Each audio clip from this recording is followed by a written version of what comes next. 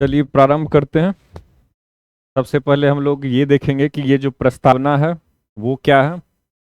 इसके बाद हम लोग एक एक करके चर्चा करेंगे, जैसे संविधान के स्रोत के रूप में या संविधान का स्वरूप और इसके अलावा संविधान का उद्देश्य। इस प्रकार से हम लोग प्रस्तावना के मुख्य तत्वों को देखेंगे। फिर हम लोग प्रस्तावना में जो इम्पोर्टेंट पॉइंट्स हैं, की पॉइंट्स हैं, उनको देखेंगे। कीवर्ड्स को अच्छे से एक्सप्लेन करेंगे ताकि जो भी संभावित प्रश्न हैं वो सारे प्रश्न हम लोगों से सॉल्व हो सके एग्जाम में। तो ये जो है ये आपको आंसर राइटिंग में भी फायदा पहुंचाएगा। साथ ही साथ आप एसे राइटिंग अगर करते हैं तो उसमें भी आपको काफ़ी बेनिफिट देखने को मिलेगा इसमें। तो कुछ इस प्रकार से हमने स्लाइड डिजाइन किया है, आप स्लाइड देख सकते हैं।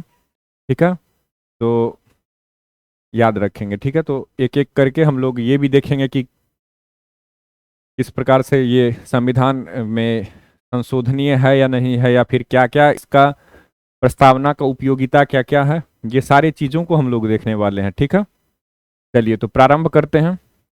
सबसे पहले एक बार इसे पढ़ते हैं, ठीक है, ताकि और कंसेप्ट क्लियर हो सके। तो भारत का संविधान, इसका क्या है, ये उद्देशिका है।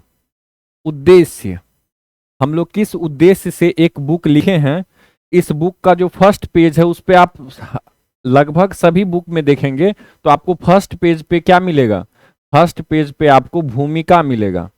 तो भूमिका की ही तरह ये एक प्रकार से, जहां पे आप देखते होंगे कि राइटर अपने विचारों को व्यक्त करते हैं कि मैं यह पुस्तक किस लिए, किस उद्देश्य से लिख रहा हूं, किन्हें समर्पित कर रहा हूं, और लास्ट में आप देखते होंगे कि उनका साइन होता है। ठीक है, तो इसी प्रकार से ये भारत का संविधान है, तो आप ये याद रखेंगे।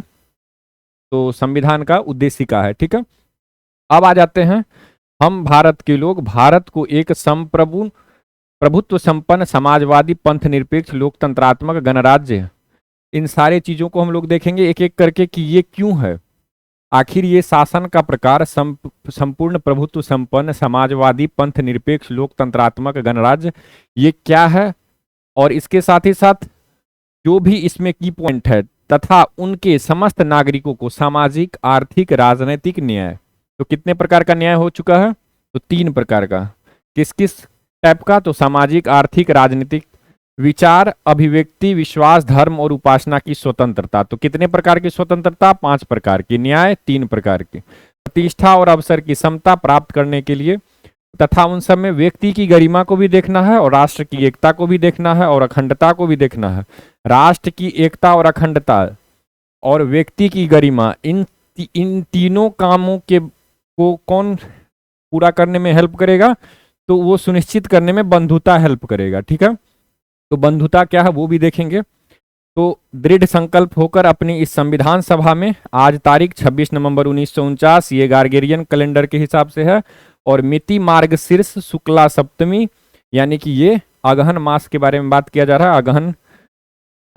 उसके बाद संवत 2006 विक्रमी, तो 2006 यानी कि ये जो डेट है 1949 वाला जो डेट है 26 नवंबर 1949, ये विक्रम संवत के हिसाब से क्या है, तो ये 2006 है। ठीक है, तो ये याद रखेंगे। एतत् द्वारा इस संविधान को अंगीकृत करते हैं। अंगीकृत मतलब क्या हुआ, अपनाना। ठीक है, अधिनियमित यानी कि कानून बनाते हैं इसके लिए, यानी कि कानूनी रूप से इसे अपना अंगीकृत करते हैं, और आत्मर्पित करते हैं यानी कि अपने ऊपर लागू करते हैं। आत्म मतलब स्वयं के ऊपर, अर्पित करना यानी कि लागू करना, यानी स्वयं को देना। ठीक है, चलिए अब आते हैं एक एक पॉइंट को देखेंगे। संविधान के स्रोत क्या है, तो हम भारत के लोग अर्थात जनता, जो भारत की जनता है, भारत के नागरिक हैं, वही जनता संप्रभु है, वही संविधान को पावर दे रही है कि आप हमारे ऊपर रूल करने के लिए हम आपको अथॉरिटी देते हैं। आप जिस हिसाब से आपका जो कानून होगा उसी हिसाब से मेरे ऊपर शासन किया जाएगा। तो ये जनता संप्रभु है, ये आपको स्पष्ट हो गया। आगे है संविधान का स्वरूप, संपूर्ण प्रभुत्व संपन्न, इसका भी अर्थ देखेंगे, समाजवादी पंथ निरपेक्ष लोकतंत्रात्मक और गणराज्य। अब आप एक चीज याद रखेंगे कि ये सारे चीज क्या है, संविधान का स्वरूप, या इसी को क्या बोला जाएगा, शासन का स्वरूप, या फिर इसी को क्या बोला जाएगा, सरकार का स्वरूप। तो सरकार हो जाए या फिर शासन हो जाए या फिर संविधान हो जाए, इनका स्वरूप क्या है? संपूर्ण प्रभुत्व संपन्न, समाजवादी, पंथ निरपेक्ष, लोकतंत्रात्मक और गणराज्य। इस टाइप का हमारा जो शासन प्रणाली होगा वो ये होगा। पावर कहाँ से मिल रहा है? भारत की जनता से, यानी कि भारत के नागरिकों से। ठीक है। और आगे है न्याय। 3 प्रकार का न्याय है, न्याय भी देखेंगे। ये उद्देश्य है, यानी कि संविधान सभा के जो सदस्य थे, संविधान सभा के जो सदस्य थे, उनका जो मंशा है, उनका जो विचार है, उनका जो सोचना था, उनका जो सोचना था कि हम किस उद्देश्य से ये बना रहे हैं। तो प्रस्तावना में लिखा गया है कि पूरा संविधान में हमें क्या देखने को मिलेगा? 3 प्रकार का न्याय, सामाजिक, आर्थिक, राजनीतिक। इसी को शॉर्ट में प्रस्तावना में लिख दिया गया है। फिर स्वतंत्रता भी, विचार, अभिव्यक्ति, विश्वास, धर्म और उपासना, इन सारी स्वतंत्रताओं को पूरे संविधान में आपको देखने को मिलेगा। लेकिन यहाँ पे आपको क्या है? यहाँ पे आपको विचार, अभिव्यक्ति, विश्वास, धर्म और उपासना की स्वतंत्रता के 5 आयामों को यहाँ पर लिख दिया गया है। ठीक है, आगे एक एक चीज पर चर्चा करेंगे। फिर समता है, प्रतिष्ठा और अवसर की समानता है, व्यक्ति की गरिमा है, क्योंकि अगर व्यक्ति के पास गरिमा नहीं होगा तो वो बराबर कैसे होगा, और साथ ही साथ राष्ट्र की एकता और अखंडता के लिए बंधुता भी आवश्यक है। तो हर एक पॉइंट पे अब हम लोग आगे चर्चा करेंगे। ठीक है, चलिए, तो कुछ जो की पॉइंट है वो आपको यहाँ भी वही चीज है, आप देख लें एक बार, ताकि आप अगर नहीं याद है आपको तो प्लीज आप याद कर लें इससे, क्योंकि ये अत्यंत आवश्यक है। आपको ये पीटी में भी हेल्प करने वाला है और साथ ही साथ मेंस में तो काफी इंपॉर्टेंट है। ये मेंस, स्पेशली मेंस के लिए ही डिजाइन किया गया है ये। ठीक है, चलिए, तो अब आगे हम लोग देखते हैं एक एक करके। तो भारतीय संविधान की भूमिका की भांति होगी। प्रस्तावना कैसी है? तो भारतीय संविधान की भूमिका की भांति है। ठीक है, साथ ही साथ यहाँ पे आपको क्या देखने को मिलता है? यहाँ पे आपको संविधान के आदर्श आपको दिखेंगे, क्या उद्देश्य था वो भी दिखेंगे, शासन का कैसा स्वरूप होगा वो भी दिखेगा, और साथ ही साथ संविधान के स्रोत से संबंधित प्रावधान भी आपको देखने को मिलेंगे। ठीक है, तो आगे हम लोग चर्चा करेंगे एक एक चीज को। तब संविधान के लागू होने की तिथि भी आपको दिखाई देगा। अच्छा, पंडित जवाहरलाल नेहरू द्वारा 13 दिसंबर 1946 को उद्देश्य प्रस्ताव को पेश किया गया। उसी उद्देश्य प्रस्ताव, जिस प्रकार से उद्देश्य प्रस्ताव ये उद्देश्य के साथ पेश किया गया, इसीलिए हम लोग क्या बोलते हैं? उद्देशिका भी इसे बोलते हैं। ठीक है, ये खास मकसद से ये पेश किया गया था, कुछ उद्देश्य था। क्या क्या उद्देश्य है अलग अलग हम लोग चर्चा करने वाले हैं। आगे है प्रारूप। प्रारूप कहाँ से लिया गया? जैसे कि जो एक हमारे यहाँ भी संविधान में जो पहला पेज हो, भूमिका की भांति हो, ये जो कंसेप्ट है ये कहाँ से लिया गया है? ये कंसेप्ट, ये स्ट्रक्चर, ये प्रारूप जो है ये अमेरिकी संविधान से लिया गया है। लेकिन जो लैंग्वेज यूज किया गया है, जैसे हम भारत के लोग, भारत को एक, अच्छा यहाँ पर जो है ये याद रखिएगा कि जैसे अमेरिका जब आज़ाद हुआ था तो 13 राज्यों का एक फेडरेशन बनाया गया था। तो वहां पर बोला गया था we the people of United States of America. तो ये जो बात है वहां पर इसी तरह से हमारे यहाँ भी है कि हम भारत के लोग। ठीक है, तो भाषा, एक चीज और याद रखिएगा, भाषा जो है, लैंग्वेज जो है वो ऑस्ट्रेलियाई संविधान से लिया गया है। 42वें संविधान संशोधन 1976 के द्वारा क्या क्या जोड़ा गया था? समाजवादी, पंथ निरपेक्ष, अखंडता। लेकिन ये पंथ निरपेक्ष पर बार बार प्रश्न चिन्ह उठता है। क्यों उठता है? क्योंकि ये 42वां जो संविधान संशोधन हुआ था ये आपातकाल के दौरान हुआ था, इसीलिए बोला जाता है कि ये पंथ निरपेक्ष लिखने का कोई आवश्यकता था नहीं। हमारा देश वैसे भी पंथ निरपेक्ष ही है। ठीक है, क्योंकि अनुच्छेद 25 से लेकर 28 तक आपको जो भी प्रावधान दिए गए हैं वो पंथ निरपेक्षता की तरह ही इशारा करते हैं। ठीक है, फिर है संविधान के लागू होने की तिथि 26 नवंबर 1949। अच्छा, मिति मार्ग शीर्ष शुक्ल सप्तमी, अगर ये कभी पूछ दिया जाए आपसे तो ये याद रखिएगा ये कौन सा है? मिति मार्ग शीर्ष, यानी कि अगहन। क्या है? अगहन। अगहन आपको पता होगा हिंदू पंचांग के अनुसार, हिंदू पंचांग के अनुसार अगहन कब आता है? 9वां महीना में आता है। ठीक है, चैत, बैसाख, जेठ, आषाढ़, सावन, भादो, आसीन, कार्तिक, मिति मार्ग शीर्ष यानी अगहन, फिर पुरुष, माघ, फागुन। इस तरह से जो है हिंदू पंचांग जो है वो चला है। अच्छा, 2006 विक्रम संवत का है, ये भी याद रखिएगा। 1949 तो हम लोग बोलते हैं ये गार्गेरियन कैलेंडर के हिसाब से 1946, लेकिन 2006 है विक्रम संवत के हिसाब से। और ये 7वां दिन है अगहन माह का। अगहन कैवा माह है? 9वां माह है। ठीक है, चलिए, और ये हिंदू कैलेंडर में लगभग 7 तारीख के आसपास में नवंबर दिसंबर आ जाता है, ये याद रखेंगे। अब हम लोग आ जाते हैं एक एक करके हर एक पॉइंट को समझने में। पहला है हम भारत के लोग। इसका तात्पर्य क्या है? इसका तात्पर्य यह है कि भारत एक प्रजातांत्रिक देश है, यानी लोकतांत्रिक देश है, तथा भारत के लोग ही सर्वोच्च संप्रभु हैं। अतः भारतीय जनता को जो अधिकार मिले हैं वही संविधान का आधार है। अर्थात दूसरे शब्दों में भारतीय संविधान भारतीय जनता को समर्पित है। ठीक है, जनता के जगह पे आप नागरिक भी याद रख सकते हैं। अब देखिए, जनता में दो चीज आता है, जनता में दो चीज आता है, एक होता है व्यक्ति, व्यक्ति, और एक होता है नागरिक। ठीक है, नागरिक बोला जाए तो केवल और केवल भारतीय, केवल भारतीय। व्यक्ति बोला जाए तो नागरिक के साथ साथ विदेशी, नागरिक के साथ साथ विदेशी, ये याद रखेंगे। ठीक है, तो ये समर्पित है। अब अगले पॉइंट पे आ जाते हैं, संप्रभुता। संप्रभुता क्या है? तो इस शब्द का आशय है कि भारत ना तो किसी अन्य देश पर निर्भर है और ना ही किसी अन्य देश का डोमिनियन है। ठीक है, अब डोमिनियन क्या होता है? तो याद रखेंगे, अगर किसी देश को डोमिनियन बोला जाता है तो इसका अर्थ ये हुआ, जैसे अगर हम बोलते हैं डोमिनियन तो इसका अर्थ क्या हुआ? इसका अर्थ हुआ कि जैसे भारत का जो डिफेंस है, भारत का जो एक्सटर्नल अफेयर्स है, ठीक है, तो भारत का जो एक्सटर्नल अफेयर्स है, डिफेंस है, ये सारी चीजों पर किसी और देश का कंट्रोल होगा। ठीक है, बाकी जो सार्वजनिक कार्य है वो सार्वजनिक कार्य सार्वजनिक मंत्री कर सकते हैं। सार्वजनिक कार्य होगा, रोड बनेगा, रेलवे बनेगा, ये सब आप बनाने के लिए स्वतंत्र हैं, आप अगर मंत्री हैं तो। लेकिन ये जो डिफेंस विभाग है, एक्सटर्नल यानी कि वैदेशिक और रक्षा विभाग जो है, ये किसी अन्य देश के हाथों में होगा। तो ये हुआ डोमिनियन। भारत 1947 में, 15 अगस्त 1947 में जब आज़ाद हुआ था, तो डिफेंस आपको पता होगा कि सारी चीज़ों को ये एक तरह से डोमिनियन ही था। और जब 26 जनवरी 1950 को जब गणतंत्र लागू हुआ, आपको पता होगा कि सी राजगोपालाचारी को हम लोगों ने क्या किया, उनका जो पोस्ट था वो खत्म कर दिया और राष्ट्रपति महोदय का पोस्ट को क्रिएट किया था 1950 में, 26 जनवरी 1950 को। अच्छा, इसके ऊपर और कोई शक्ति नहीं है और यह अपने आंतरिक और बाह्य मामले का निस्तारण करने के लिए स्वतंत्र है। तो जब संप्रभु बोलेंगे, संप्रभु मतलब क्या हुआ? सम मतलब स्वयं, इसका संधि विच्छेद करेंगे तो क्या हो जाएगा? स्वयं और प्रभु, स्वयं प्रभु।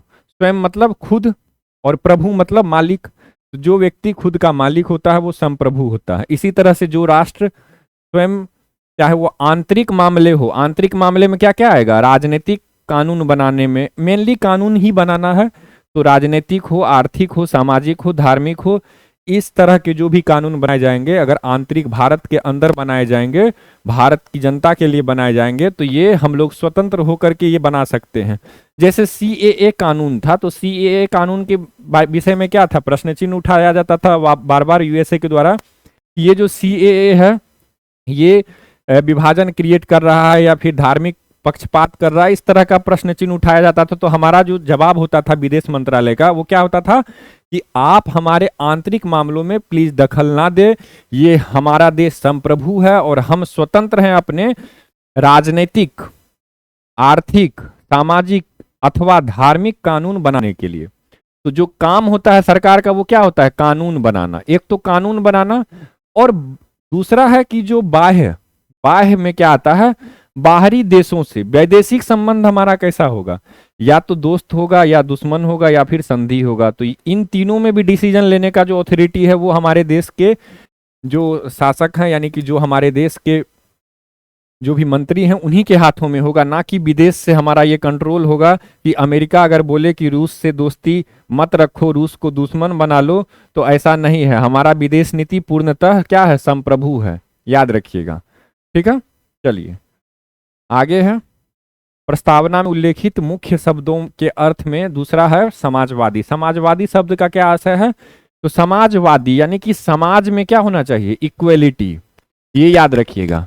इक्वेलिटी याद रखिएगा कि ये समाजवादी सिद्धांत के लिए सबसे इंपॉर्टेंट है।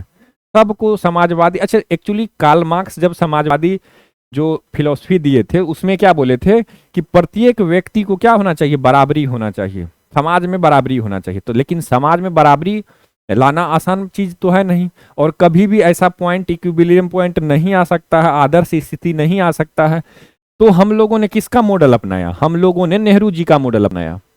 और नेहरू जी के मॉडल के अनुसार, जवाहरलाल नेहरू जी के मॉडल के अनुसार याद रखिएगा कि ऐसी संरचना जिसमें उत्पादन के, चाहे वो साधन हो, पूंजी हो, जमीन हो, संपत्ति हो, ये या फिर सार्वजनिक स्वामित्व या नियंत्रण वाली कोई भी कंपनी हो, पीएसयू हम लोग बोलते हैं, पब्लिक सेक्टर यूनिट, यानी कि जो बड़े बड़े कंपनी है जैसे एनटीपीसी, ये सरकारी कंपनी है। क्यों? क्योंकि इसका एनटीपीसी का मालिक कौन है? तो ये एनटीपीसी का मालिक सरकार है। अब ये जो पैसा आएगा एनटीपीसी के द्वारा, जो भी पैसा आएगा उस पर सभी को लाभ मिलना चाहिए, ना सिर्फ अमीरों को बल्कि गरीबों के लिए भी कल्याणकारी योजनाएं बनाना चाहिए आपको। ये चीज जो है ये समाजवादी सिद्धांत, धन का केंद्रीकरण ना हो, धन किसी खास वर्ग के हाथों में इकट्ठा ना रह जाए, केवल अमीरों को धन का लाभ ना हो, गरीबों को भी धन का लाभ हो, ऐसा ना हो कि, तो ये जो गरीबों के लिए क्या करना है, कल्याणकारी योजनाएं चलाना है। आप देखते होंगे सरकार सामान्यतः 50% खर्च कर देती है, राज्य सरकारें या फिर केंद्र में भी बहुत सारे जो स्कीम है वो कल्याणकारी योजना पे ही टिकी हुई है। ये क्या है? ये हमारे भारत को समाजवादी जो है भारत का शासन प्रणाली बनाता है। तो ये आप देख सकते हैं इक्वलिटी यहाँ नहीं है, यहाँ पर इक्वलिटी लाएंगे तो क्या हो जाएगा, सब समान हो जाएगा। चलिए फिर है पंथ निरपेक्ष। पंथ निरपेक्ष मतलब क्या हुआ कि देखिए, सबसे पहले आपको एक चीज समझना होगा, दो प्रकार का रिलीजन है। क्या है? तो दो प्रकार का रिलीजन है। एक है धार्मिक रिलीजन। अब आप बोलिएगा कि रिलीजन और धर्म दोनों एक चीज नहीं है, तो नहीं है। अगर आप पॉलिटी के भाषा में जाने तो ये नहीं है, ठीक है। एक है धार्मिक रिलीजन, ठीक है, और एक है इब्राहिमिक रिलीजन। एक है इब्राहिमिक रिलीजन, ठीक है। अब रिलीजन जो है ना, ये नाम रिलीजन जो है ये पश्चिमी देशों के द्वारा दिया गया है कि हम लोग रिलीजन बोलते हैं, लेकिन एक्चुअल में तो रिलीजन हमारा धर्म है ही नहीं। हमारा जो है वो क्या है, धार्मिक है। क्यों है धार्मिक? क्योंकि देखिए हमारे अंतर्गत हिंदू भी आते हैं, सिख भी आते हैं, जैन भी आते हैं और बौद्ध भी आते हैं, ठीक है। तो ये जो है इन सबों का जो है क्या है, इन सब का जो है धर्म एक ही है। अब बोलिएगा धर्म एक ही कैसे है? तो देखिए धर्म जो है ये दो प्रकार से डिवाइडेड है, ठीक है, लेकिन इसे माना जाता है कि सारे हिंदू से ही निकले हैं। क्यों?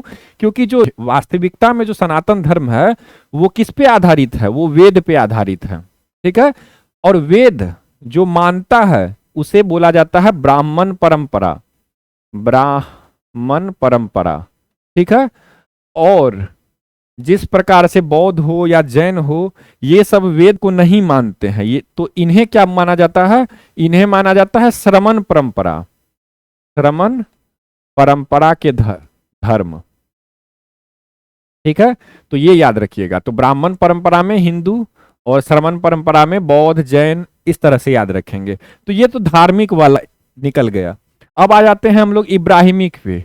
तो अब इब्राहिम जो हैं वो याद रखिएगा, इब्राहिम जो हैं ये जो नबी हैं ये याद रखेंगे, इन्हें नबी माना जाता है। या फिर आप इन्हें जिस प्रकार से मोहम्मद साहब का स्थान है, काफी मोहम्मद साहब से काफी पहले इब्राहिम नाम के एक जो पैगंबर थे वो आए थे, ठीक है।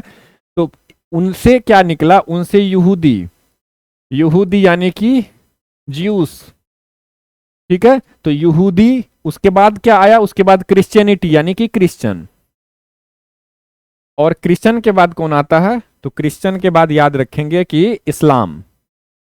तो ये तीनों धर्म का जो रूट है वो कहां से आता है, वो हजरत इब्राहिम से आता है, ठीक है।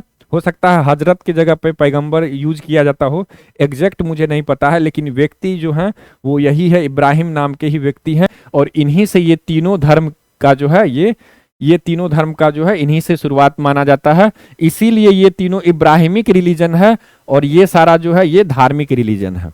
अब आप बोलिए कि रिलीजन, धर्म या फिर इब्राहिमिक, ये तीनों अलग अलग कंसेप्ट है, ठीक है। अब आप हमें बताइए कि अगर हम धार्मिक बोल देते हैं, धर्म निरपेक्ष, तो यानी कि ये केवल इतना ही धर्म को हम लोग साइड आउटसाइड करते हैं, ये सब के लिए तो दूसरी जो है तो वो फिलोसफी लागू हो जाती। तो इसीलिए यहां पर क्या माना गया, लेकिन सभी क्या है, सभी एक प्रकार का पंथ है, सभी क्या है, एक प्रकार का पंथ है। तो हम लोगों ने पंथ निरपेक्ष शब्द लिया, इसीलिए आप देखेंगे प्रस्तावना में पंथ निरपेक्ष शब्द का प्रयोग किया गया है। तो भारत कैसा है, पंथ निरपेक्ष राज्य है। अब एक कंसेप्ट और याद रखिएगा, एक होता है सकारात्मक और एक होता है नकारात्मक। तो सकारात्मक जो धर्मनिरपेक्षता अच्छा, इसी को धर्मनिरपेक्षता हम चूंकि हम लोग यहाँ पे ज्यादातर लोग धर्म को ही धर्म से ही समझते हैं, इसीलिए पंथ के जगह पे धर्मनिरपेक्ष भी लिख दिया जाता है, ठीक है। तो धर्मनिरपेक्ष जो सकारात्मक धर्मनिरपेक्षता जो है ये याद रखिएगा, और नकारात्मक धर्मनिरपेक्षता आपसे पूछा जाए कि कहां पे है नकारात्मक धर्मनिरपेक्षता, भारत में कैसा है, तो सकारात्मक, ठीक है। क्यों है, क्योंकि यहाँ पे सरकार क्या करती है, सभी धर्मों को अनुच्छेद 25 से 28 तक सभी धर्मों को क्या करती है, रिलीजियस प्रैक्टिस करने के लिए फ्रीडम देती है।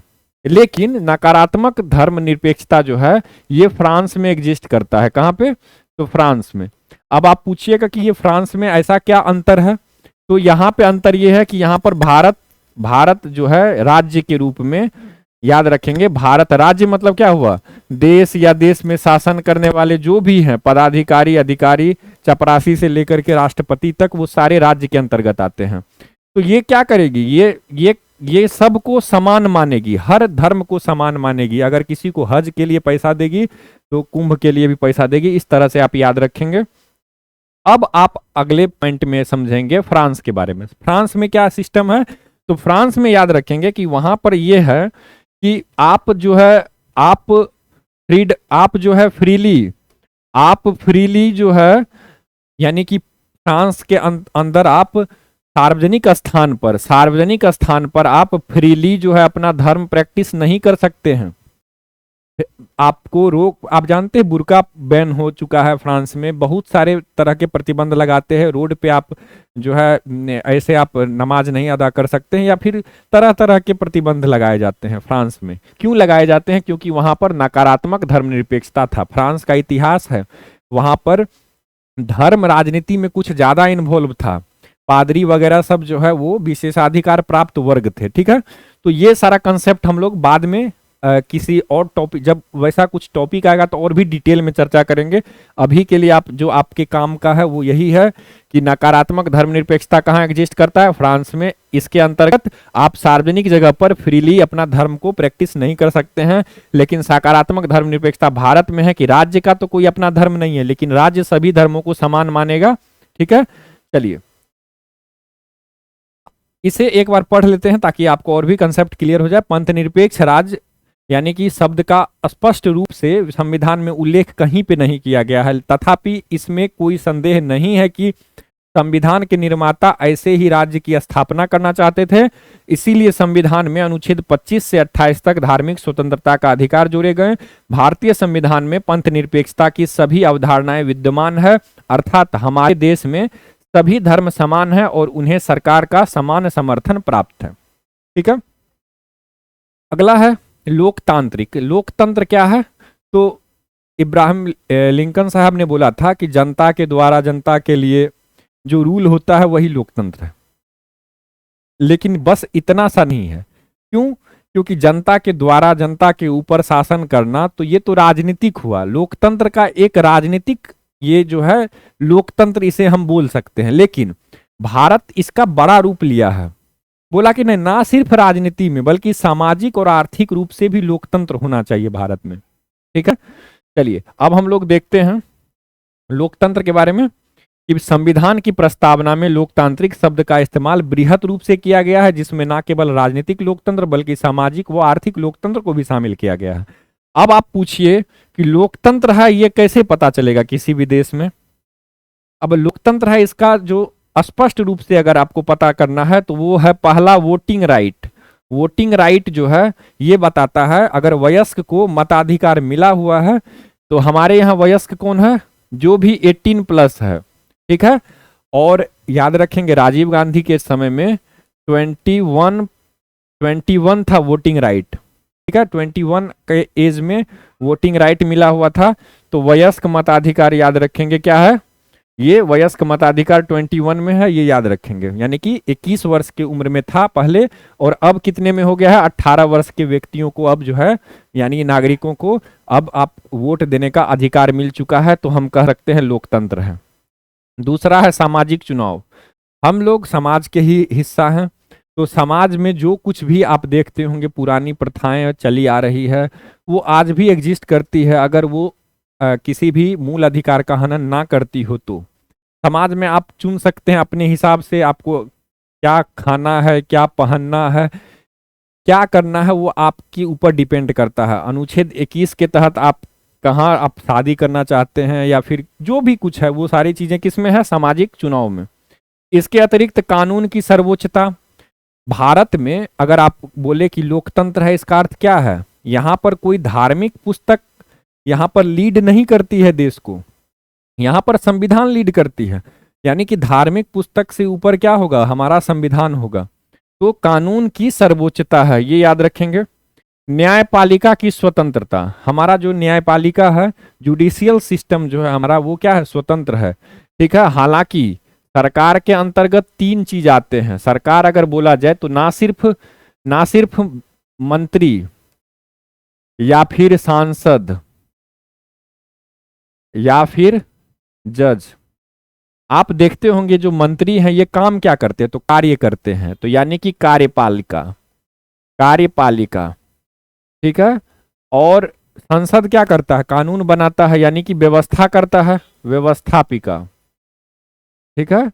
और जज क्या करते हैं, डिसीजन देते हैं, न्याय करते हैं, तो न्यायपालिका। ठीक है। तो ये याद रखेंगे कि सरकार के तीनों अंग हैं। ठीक है। लेकिन बोला जाता है कि चूंकि जो कानून बनाया जाएगा, कानून संसद बनाएगी, व्यवस्थापिका बनाएगी, उसे लागू कौन करवाएगी, तो मंत्री वही कानून को फॉलो करवाते हैं।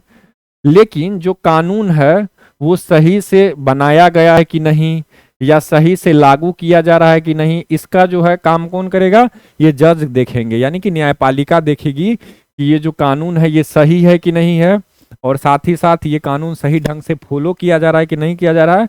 तो ये आप याद रखेंगे। तो एक हिस्सा ये है, लेकिन इसे बोला जाता है कि इसे स्वतंत्र रखना है। स्वतंत्र रखना है। स्वतंत्र कैसे रखेंगे, अगर जजों की नियुक्ति संसद या फिर मंत्री के द्वारा ना हो तो क्या होगा, वो स्वतंत्र होगी। अगर जजों का वेतन संसद या मंत्री किसी प्रकार से वेतन को रोक ना सके, यानी कि इन्हें अगर संचित निधि से ही पैसा मिले, यानी कि ऑटोमेटिकली इनको पैसा मिलते रहे, इनका पैसे को रोकने का, इनका जो वेतन है उसे रोकने का किसी को अधिकार ना हो, तो ये फ्रीली काम कर सकती है। तो ये याद रखेंगे कि न्यायपालिका की स्वतंत्रता हम लोग देख चुके हैं। और तीसरा है भेदभाव का अभाव। ठीक है। लोकतंत्र में क्या है कि सभी लोग को समान माना जाता है, लोकतंत्र में भेदभाव का कोई जगह नहीं है। अब आप और एक याद रखेंगे, ये डायग्राम याद रखेंगे डेमोक्रेसी के बारे में। क्या है, हम लोग बात किए लोगों के बारे में, लोगों के अधिकार के बारे में। तो अगर डेमोक्रेसी है तो वहां पर लोगों की सुनी जा रही है। यहां पर एक चीज और याद रखिएगा, सहभागिता। यानी कि किसी भी चीज में क्या होगा, पार्टिसिपेशन होगा। ठीक है। अगर कोई काम करना है तो उसमें क्या होगा, उसमें बहुत सारे लोग पार्टिसिपेट करेंगे। कोई एक व्यक्ति मनचाहे रूप से काम नहीं करेगा। चाहे आप संसद में देखें, कानून ही बनाना होता है तो क्या करना होता है, कानून बनाने के लिए भी बहुमत होना चाहिए। तो यानी कि सहभागिता होना चाहिए, लोगों की अधिकार होना चाहिए, स्वतंत्रता का अधिकार है आपको। इसी प्रकार से मेजोरिटी की बात होनी चाहिए, बहुमत की बात होनी चाहिए, पॉलिटिक्स होनी चाहिए। हर दल को ये अधिकार मिले कि वो एक दलीय, दुदलीय, बहुदलीय व्यवस्था के रूप में वो कार्य करे, और वो पॉलिटिक्स वहाँ का जो है वो डिसाइड करे कि आगे कौन नेता बन के आएगा या कौन शासक बन के आएगा। इंडिविजुअल, प्रत्येक व्यक्ति को प्रतिष्ठा और अवसर की समानता मिले। और वोटिंग राइट आपको बताया है कि अनुच्छेद 226 के तहत वयस्कों को वोटिंग राइट मिला हुआ है, 18+ को वयस्क माना जाता है। चलिए अब आगे आ जाते हैं। गणतंत्र कैसे है भारत, तो प्रस्तावना में गणराज्य शब्द का उपयोग इस विषय पर प्रकाश डालता है कि दो प्रकार की लोकतांत्रिक व्यवस्था होती है। एक होती है वंशागत लोकतंत्र और एक होता है लोकतांत्रिक गणतंत्र। तो भारत किसको लिया है? लोकतांत्रिक गणतंत्र को। अब लोकतांत्रिक गणतंत्र में क्या है? गणतंत्र में राज्य प्रमुख हमेशा प्रत्यक्ष अथवा अप्रत्यक्ष रूप से। अच्छा, भारत में दो चीज याद रखेंगे, एक है शासन प्रमुख, तो शासन प्रमुख कौन है? तो पीएम है। लेकिन राज्य या फिर राष्ट्र याद रखेंगे, राष्ट्र प्रमुख कौन है? तो राज्य या राष्ट्र प्रमुख कौन है? वो है प्रेसिडेंट, ठीक है, यानी कि राष्ट्रपति। तो यहां पर राष्ट्रपति का चुनाव, ये याद रखेंगे, राज्य प्रमुख हमेशा चाहे प्रत्यक्ष या अप्रत्यक्ष रूप से किसी भी तरह से एक निश्चित समय के लिए इनका चुनाव होता है। कितना समय होता है? 5 वर्ष। 5 वर्ष का इनका कार्यकाल होता है। 5 वर्ष के बाद 6 महीने के भीतर चुनाव करवा लेना होता है। तो गणतंत्र के अर्थ में दो और बातें शामिल है। पहली क्या है? तो यह कि राजनीतिक संप्रभुता किसी एक व्यक्ति जैसे राजा के हाथ में ना होकर के लोगों के हाथ में होती है। यहां भी क्या है? एक व्यक्ति के हाथ में नहीं है, बल्कि पूरे संसद के हाथ में है। यानी संसद में भी कौन है? सभी लोगों का जो नेतृत्व करते हैं, जो प्रतिनिधि होते हैं वो। तो प्रतिनिधियों के माध्यम से हम लोग क्या करते हैं? लोगों के हाथ में राजनीतिक संप्रभुता होती है, ये याद रखेंगे, किसी एक व्यक्ति यानी कि राजा के हाथ में नहीं होती है। दूसरी यह कि किसी भी विशेषाधिकार प्राप्त वर्ग की अनुपस्थिति। जैसे आप जब पढ़ेंगे फ्रांस की क्रांति तो वहां पे देखेंगे कि वहां पर स्टेट वाइज 3 प्रकार का स्टेट था। तो जो पादरी वगैरह का जो ग्रुप होता था वो टैक्स नहीं देता था, तो टैक्स नहीं देता था और शासन में काफी जो है सो हस्तक्षेप करता था। राजा क्या डिसीजन ले इसमें पादरियों का अहम भूमिका होती थी। तो फर्स्ट और सेकंड जो स्टेट थी वहां पर उन्हें विशेषाधिकार प्राप्त था, लेकिन भारत में किसी भी व्यक्ति को विशेषाधिकार नहीं है, ठीक है। अगर दिया भी गया है किसी को किसी प्रकार का विशेषाधिकार तो वो याद रखेंगे वो भी किसी न किसी वो भी समानता को लाने के ही उद्देश्य से दिया गया है, जो आगे हम लोग चर्चा करेंगे। इसीलिए हर सार्वजनिक कार्यालय बगैर किसी भेदभाव के प्रत्येक नागरिक के लिए खुला रहेगा, ठीक है। तो यहाँ पर कोई विशेषाधिकार वर्ग नहीं है, किसी को विशेषाधिकार नहीं मिला है, इसीलिए जितने भी सरकारी कार्यालय हैं उन सब में आप आराम से जा सकते हैं, अपनी बातों को रख सकते हैं, उनसे प्रश्न पूछ सकते हैं, ये आपका अधिकार हो जाता है। आगे है स्वतंत्रता। यहाँ स्वतंत्रता का तात्पर्य नागरिक स्वतंत्रता से है। नागरिक स्वतंत्रता अनुच्छेद 19 का 1 क्या है? अनुच्छेद 19 का 1 आप याद रखेंगे। स्वतंत्रता में भी क्या है? नागरिक स्वतंत्रता। लेकिन इसका मतलब ये नहीं है कि ये अनलिमिटेड है, सीमाओं के भीतर है, यानी कि युक्ति युक्त निर्बंधन है। युक्ति युक्त निर्बंधन के तहत हम लोगों को ये दिया गया है, मतलब एक लिमिट लगा करके दिया गया है कि आप लिमिट क्रॉस ना करें, ठीक है। तो ये जरूरत है। क्यों है जरूरत? अब लिमिट क्यों कहां से लगाया गया है? तो अनुच्छेद 19 का 2, 19 का 3, इस प्रकार से 19 का 6 तक ये आपको ये लिमिट यानी कि एक प्रकार से ये बाउंड्री देता है कि आप डिसिप्लिन, लोक व्यवस्था, सदाचार, वैदेशिक मित्रवत देशों से के प्रति कुछ भी आप उल्टा पुल्टा ना बोल सकते हैं। तो ये सब चीजें जो है ये देखी जाती है। इस आधार पे आपको बोलने से रोक दिया जाएगा, आपकी अभिव्यक्ति को खत्म किया जाएगा, आपकी आजादी को यहाँ पर प्रतिबंधित कर दिया जा सकता है, ठीक है। तो कुछ आधार है जिसके माध्यम से ऐसा किया जा सकता है। लेकिन स्वतंत्रता आवश्यक क्यों है? अगर किसी व्यक्ति को स्वतंत्रता मिलता है तो गांधी जी बोलते थे कि उसका बौद्धिक विकास होता है, बुद्धि विकास करेगा। कैसे? अगर मान के चलिए आप यहाँ पे एक व्यक्ति हैं, आपको बोलने ही ना दिया जाए, आपको बोलने की आजादी आपसे छीन ली जाए, तो क्या होगा? आपका जो विचार है वो विचार सिमट कर रह जाएगा आप ही के अंदर। लेकिन अगर आपको बोलने दिया जाएगा तो आपकी विचार से क्या होगा? आपके विचार पर तर्क वितर्क होगा। क्या होगा? तर्क वितर्क होगा। और तर्क वितर्क जब होगा तो उसके बाद इससे क्या होगा? आपका बौद्धिक विकास होगा, ठीक है।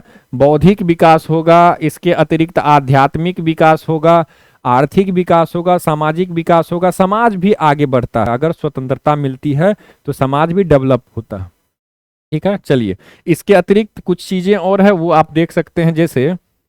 जैसे फ्रीडम में क्या क्या आएगा? पॉजिटिव लिबर्टी, निगेटिव लिबर्टी, इसके अलावा इंडिविजुअल लिबर्टी। ठीक है, ये तीनों हम लोग देख चुके हैं।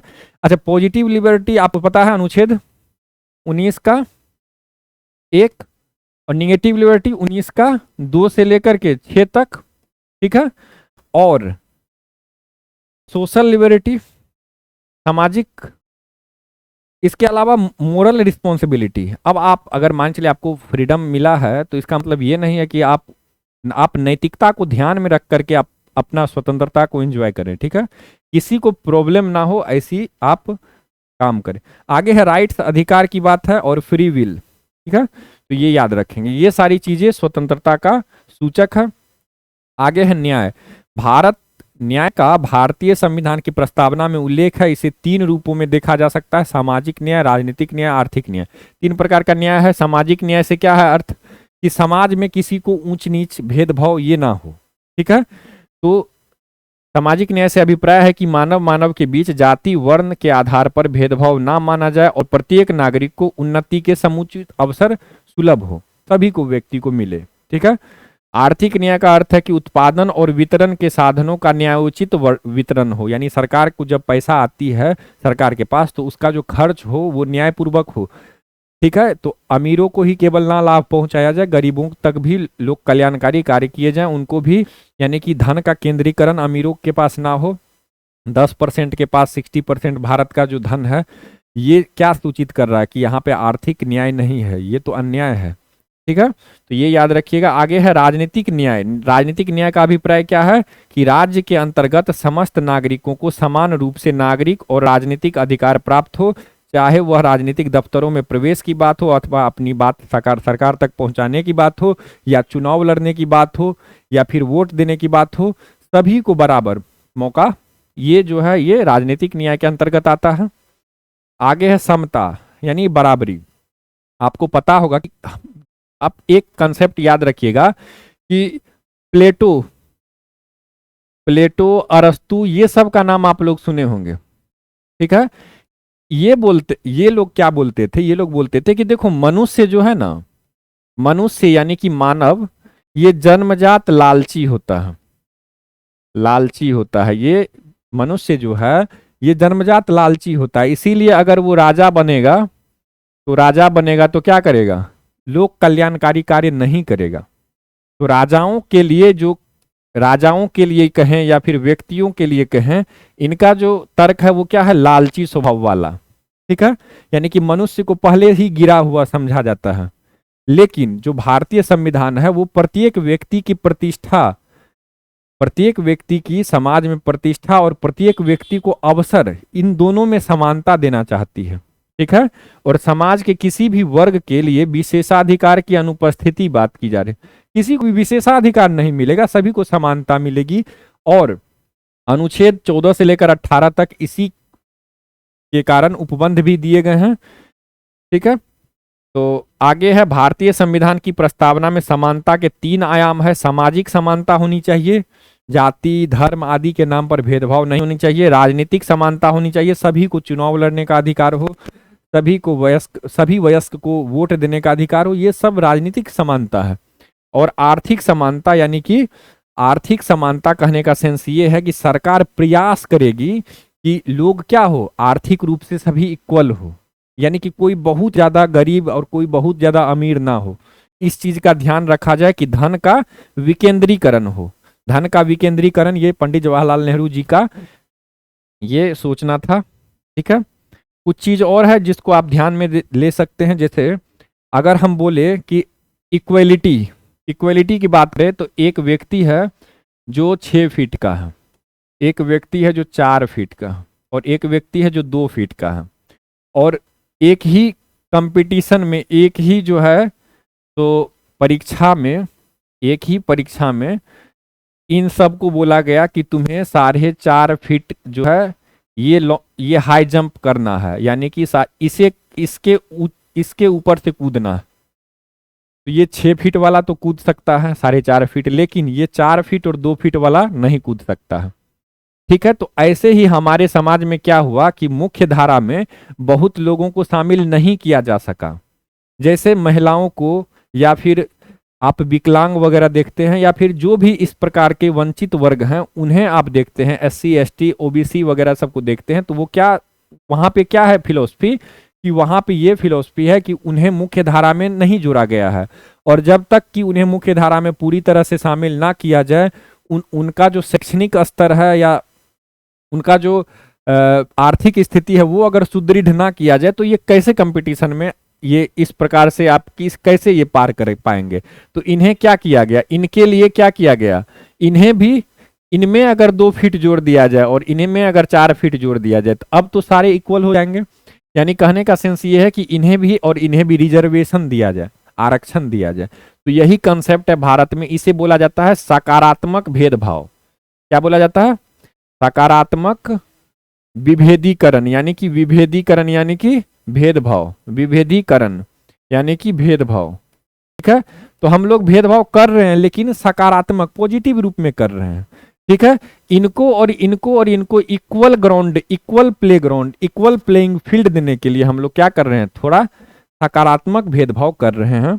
तो ये चीज ठीक है, और यही यहाँ पे 2 चीज आपको समझना है। ये जो लास्ट वाला है, विभेदक बर्ताव द्वारा समान, यानी कि जो भेदभाव है उसके द्वारा समानता ला रहे हैं, रिजर्वेशन डाल करके क्या कर रहे हैं, भेदभाव कर रहे हैं, लेकिन रिजर्वेशन दे क्यों रहे हैं, समानता के लिए। ठीक है, जैसे अच्छा एक और एग्जांपल है, जैसे विकलांगों को सार्वजनिक स्थानों पर आप देखेंगे कि उनके लिए रैंप बनाया जाता है, बाकी सीढ़ी से जाते हैं, विकलांगों के लिए रैंप बनाया जाता है जहां से वो अपना साइकिल चला के जाते हैं। तो ये जो सुविधा उन्हें दी जा रही है, ये सकारात्मक बर्ताव की जा रही है उनके साथ। ये भेदभाव जो है बाकी के साथ तो की जा रही है, लेकिन उनको समानता के लिए। ठीक है, इसके अलावा जैसे सकारात्मक कार्रवाई, आप जब जानते होंगे कि वरिष्ठ नागरिकों को बैंक ज्यादा ब्याज देती है, तो ये क्या है, ये है पॉजिटिव एक्शन। ठीक है, अवसर की समानता, प्रत्येक बच्चों को निःशुल्क शिक्षा मिलनी चाहिए, ये क्या है, अवसर की समानता। और समान अधिकार, प्रत्येक वयस्क को मत देने का अधिकार है, ये समानता ये बता रहा है। ठीक है, अगला है बंधुत्व। बंधुत्व भाईचारा, आप लोग सामान्यतः समझते होंगे कि भाईचारा है, यानी कोई भी जाति पाति धर्म आदि के नाम पर जो है बटा हुआ ना हो। अगर हमारा भारत एक राष्ट्र है, तो राष्ट्र जो है ये याद रखिएगा, राष्ट्र राज्य, राष्ट्र राज्य की जो कंसेप्ट है ये आया था वेस्टफोलिया की संधि, वेस्टफोलिया की संधि के माध्यम से ये राष्ट्र राज्य वाला कंसेप्ट आया था। इसमें बोला गया था कि देखो, राष्ट्र होने के लिए, राष्ट्र होने के लिए जनसंख्या होना चाहिए, क्षेत्रफल होना चाहिए, सरकार होना चाहिए और संप्रभुता होना चाहिए, तब हम मानेंगे कि ये एक राष्ट्र है या फिर या ये एक राज्य है। तो राज्य के अंतर्गत ये सारी चीजें हैं, तो ये याद रखेंगे। अब आपको बोला जाएगा कि अगर राष्ट्र किसी को माना जाए तो कैसे माना जाए, तो ये जो जनसंख्या है ना, इनके बीच में क्या होना चाहिए, एकता होना चाहिए, यानी कि कॉमन ग्राउंड होना चाहिए। कॉमन ग्राउंड क्यों, क्योंकि जब यूरोप में देश बन रहे थे तो भाषाई आधार पर देश बन रहे थे, धार्मिक आधार पर देश बन रहे थे, लेकिन भारत तो चूंकि बहुत, भारत में विविधता है, हर 8 किलोमीटर 10 किलोमीटर पे भाषा में परिवर्तन है, रिलीजन में आपको चेंज मिलेगा देखने को, कलर में चेंज मिलेगा, विविधताओं से भरा हुआ हमारा प्यारा देश। तो यहाँ पे भाईचारा कैसे आए, तो बोला गया कि भाईचारा लाने के लिए 2 चीज करना होगा। पहला कि व्यक्ति को सम्मान, व्यक्ति का सम्मान, यानी कि व्यक्ति को प्रतिष्ठा दिया जाएगा। प्लेटो क्या बोला था, प्लेटो सब बोलता था कि व्यक्ति लालची होता है, लेकिन भारत का जो संविधान है, भारत का जो फिलोसफी है, वो क्या कहता है कि नहीं, व्यक्ति का एक, सभी व्यक्ति जब तक कि उसका अपराध सिद्ध ना हो, हम उसे क्या मानेंगे, सबसे प्रतिष्ठित व्यक्ति, सभी को प्रतिष्ठित माना जाएगा। ठीक है, तो पहला जो है वो क्या है, व्यक्ति का सम्मान, तो ये तो मिल रहा है। इसके साथ साथ दूसरा है देश की एकता और अखंडता। ये भी कब मिलेगा, जब भाईचारा, भाईचारा पे ही हमारा देश एक हो सकता है, अखंड रह सकता है। ठीक है, ये याद रखिएगा। मौलिक कर्तव्य में भी बोला गया है कि धार्मिक, भाषाई, क्षेत्रीय वर्ग विविधताओं से ऊपर उठकर सौहार्द और आपसी भाईचारे की भावना को प्रोत्साहित किया जाएगा। व्यक्ति को करना चाहिए, नागरिकों को करना चाहिए। और साथ ही साथ ये जो भाईचारे वाला जो बंधुत्व है, ये क्या है, संवैधानिक नैतिकता का 4 स्तंभों में से एक है। यानी संविधान जिसको अच्छा मानता है, उसमें 4 चीजों को अच्छा मानता है संविधान। हर देश में आप देखिएगा, न्याय, स्वतंत्रता, समानता और बंधुता, इन 4 चीजों को संविधान में नैतिक रूप से अपनाया जाता है।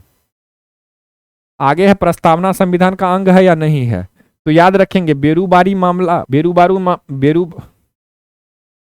मामला जो है ये कब हुआ था, 1960 में। इसमें बोला गया था कि ये जो प्रस्तावना है ये पूरा बुक, एक तो है पूरा बुक यानी कि संविधान, और एक है संविधान का प्रस्तावना यानी कि फर्स्ट पेज। तो बोला गया कि ये जो फर्स्ट पेज है ना ये संविधान का हिस्सा नहीं है। क्यों? अब अंग नहीं है, ये बोला गया बेरूबारी संघ मामले में कि प्रस्तावना संविधान का अंग नहीं है, क्योंकि यह ना तो विधायिका की शक्ति का स्रोत है यानी कि जो कानून बनाने की शक्ति का स्रोत है, और ना ही उनकी शक्तियों पर प्रतिबंध ही लगा सकती है। तो जब ये इतने कुछ नहीं कर सकती है यानी कि ये गैर न्यायिक है। प्रस्तावना में दिया हुआ है कि आर्थिक समानता दिया जाए, ठीक है। अगर मान के चलिए कि प्रस्तावना में लिखा हुआ है कि आर्थिक न्याय दिया जाए, तो सामाजिक, आर्थिक और राजनीतिक न्याय दिया जाए, और हम बोलेंगे कि मेरे साथ आर्थिक न्याय नहीं हो रहा है, हम कोर्ट चले जाएंगे, तो वहां पर बोला जाएगा कि ये न्याय के योग्य नहीं है। ये सब चीज को लेकर के आप कोर्ट नहीं जा सकते हैं। जो भी चीज आप अभी तक पढ़े हैं इन सब बातों को लेकर के आप कोर्ट नहीं जा सकते, क्योंकि यह गैर न्यायिक है, इसे न्यायालय में चुनौती नहीं दी जा सकती है। इसीलिए जब ये संविधान का अंग ही नहीं माना गया, ये फर्स्ट पेज को पूरा बुक का, पूरा संविधान का अंग माना ही नहीं गया, तो यहाँ पर संशोधनीय नहीं है। इसको एडिट नहीं कर सकते हैं। एडिट देखते हैं ना, मैसेज को, किसी का मैसेज को कॉपी पेस्ट किए, उसको एडिट करके अपना नाम जोड़ करके उसे भेज दिए, तो ये जो एडिट है ये नहीं कर सकते हैं संविधान में। लेकिन सज्जन सिंह मामला में बोला गया वही चीज, उसी को बोला गया कि नहीं, हमको आपका बात जो दिया हुआ है निर्णय उसी पे मुहर लगा दिया गया। सज्जन सिंह बनाम राजस्थान राज्य 1964 में। लेकिन गोलकनाथ केस में थोड़ा सा चेंज हो गया। क्या हो गया चेंज? गोलकनाथ बनाम पंजाब राज्य 1967 में क्या हुआ, बोला गया कि देखो ये जो है प्रस्तावना, जो फर्स्ट पेज है, ये तो मूल आत्मा है संविधान की, पूरा बुक का ये मूल आत्मा है, शाश्वत है, यानी कि शुरू से ही है और बाद लास्ट तक रहेगा, और परिवर्तनीय है, समय के साथ इसमें बदलाव किया जा सकता है। तो ये जो बात बोला गया इसको और स्पष्ट रूप से केशवानंद भारती बनाम केरल राज्य 1978 में बोला गया कि ये संविधान का अंग है, और जब अंग है तो ये संशोधनीय है, यानी कि इसको जब अंग मानेंगे तो संविधान में संशोधन करते हैं 368 के अनुसार, तो इसमें भी संशोधन हो सकता है, लेकिन पॉजिटिव संशोधन होना चाहिए, पॉजिटिव होना चाहिए। इसमें से कोई ऐसा वर्ड आप डिलीट नहीं कर सकते हैं, कुछ जोड़ सकते हैं, लेकिन वो भी पॉजिटिव चीज जोड़ सकते हैं, निगेटिव भी नहीं, ठीक है। तो ये याद रखेंगे केशवानंद भारती प्रस्ताव, इसमें 7-6 से डिसीजन आया था, 13 जजों की ये जो है ज्यूरी बैठी थी। चलिए आगे है प्रस्तावना का उपयोगिता। तो क्या उपयोगिता है? प्रस्तावना किसी दस्तावेज यानी कि बुक यानी कि संविधान का एक परिचयात्मक हिस्सा है, यानी कि इंट्रोडक्शन पूरे बुक का इंट्रोडक्शन है, ये सही बात है। यह दस्तावेज के उद्देश्य, नियम और दर्शन को समझाती है, यानी क्या जो संविधान सभा में जो बैठे हुए लोग थे वो क्या सोचते थे कि हमारा भारत कैसा हो, हमारे भारत का हम जो संविधान बना रहे हैं इसका क्या उद्देश्य है, सबको न्याय मिले, स्वतंत्रता मिले, तो ये सब उद्देश्य था। क्या क्या नियम हो, क्या दर्शन है, दर्शन मतलब क्या है कि वो चीज जो चीज लिखा हुआ नहीं है लेकिन हमें उस चीजों को समझना पड़ेगा। संविधान में सारी चीजों को नहीं लिखा गया है, लेकिन एक दर्शन दिखा है कि अगर कुछ नहीं आपको समझ में आए तो आप संविधान का प्रस्तावना को पढ़ लें। प्रस्तावना दस्तावेज के सिद्धांतों और मूलभूत मूल्यों को उजागर करता है और एक संक्षिप्त परिचय देता है।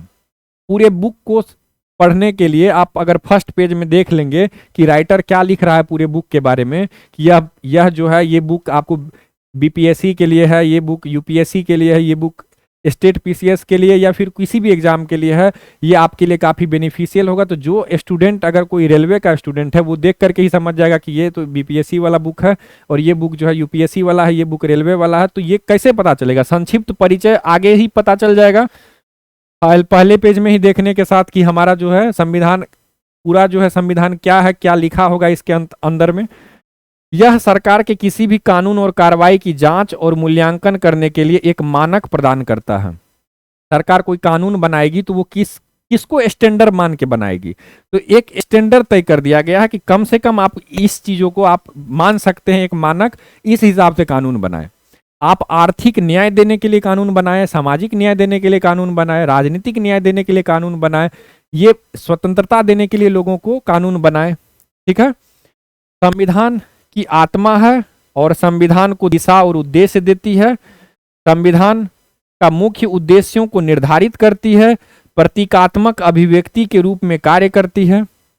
ठीक है, और साथ ही साथ यह संविधान के अर्थ निर्धारण के लिए उपयोगी है। जब भी सुप्रीम कोर्ट जब व्याख्या करती है, अगर कहीं पर कठिनाई होती है ये बोलने में, ये समझने में कि ये कानून उचित है या अनुचित है, तो अगर किसी भी अनुच्छेद को या किसी भी कानून को अगर उसकी व्याख्या अगर की जाती है संविधान की, तो वहां पर अगर समझ में नहीं आए जज साहब को, तो वो क्या करते हैं, वो संविधान के प्रस्तावना को एक स्टैंडर्ड मान करते हैं।